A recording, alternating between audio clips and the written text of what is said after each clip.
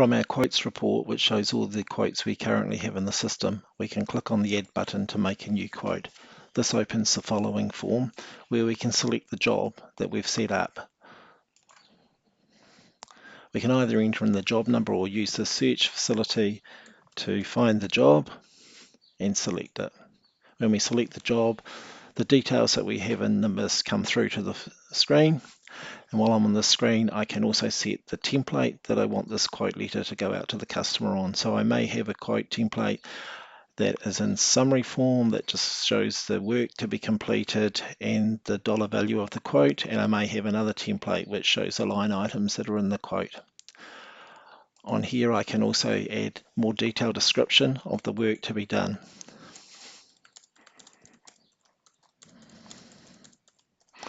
And in this text editor, I can also format the text by bolding it, using italics, underlining, and color, etc. So I may want to emphasize a particular statement in this scope of work in bold. And this will come through to the letter that is produced to the client. Once I've completed this form, I can save the record and then move to the Quote Details tab. This is where we'll build up the quote. As with the Nimbus Cost Plus template, I can either build a quote up for a complete job, or I can build the quote up for sections of work within the job. In this case, I'm going to add sections and build the quote up for each section. I click on the Add Section button here, and I can set up a section. In this case, I'm going to call it Demolish.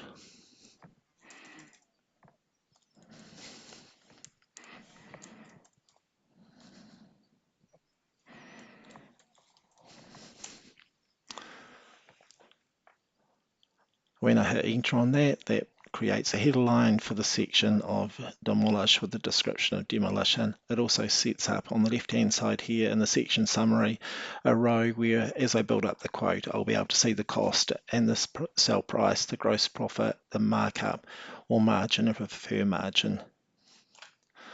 Once we've set up the section, we can then add the resources that we want to put into the quote. So the first one I'm going to put in here is labor. Now if I know the code L, for example, I can just tab across and it's accepted, and 12 hours. And you'll see here that the cost price has come through at $37.50 and the sell price at $50. Now this is based on the job setup, so if there is any special prices or discounts in place, this will be reflected in the sell price. So we'll just accept that line. And we can now see that under the section we have 12 hours of labor, and the summary has that updated with the information that we've just entered. We'll now add some materials.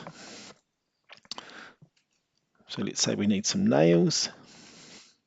So I can use the search facility here. And I need to use the silicon bronze nails. And we need 50 of those. Again, the cost price and the sell price are coming through based on the information held in Nimbus.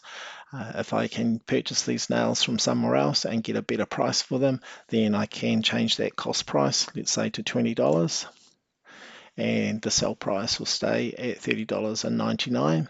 I can also play around with the sell price. So let's say I want to mark these up by 50%. And tab across there, you'll see the sell price recalculates at $30, being $20 unit cost plus 50% markup. Or I may decide just to set the sell price myself at $35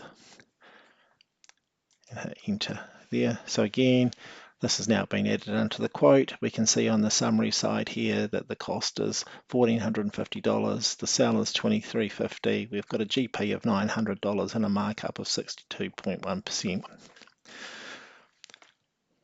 Then if we've got another section, we can make another section called Renovate.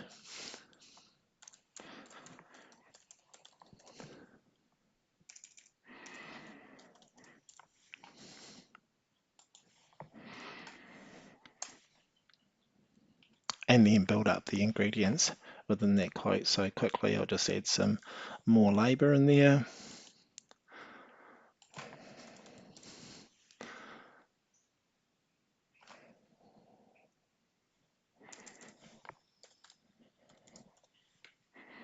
use builder labour, and we want 15 hours, and we'll just accept that. When we're happy with that, we can then go back to our main quote tab, and we can preview the quote document that we produce to the customer.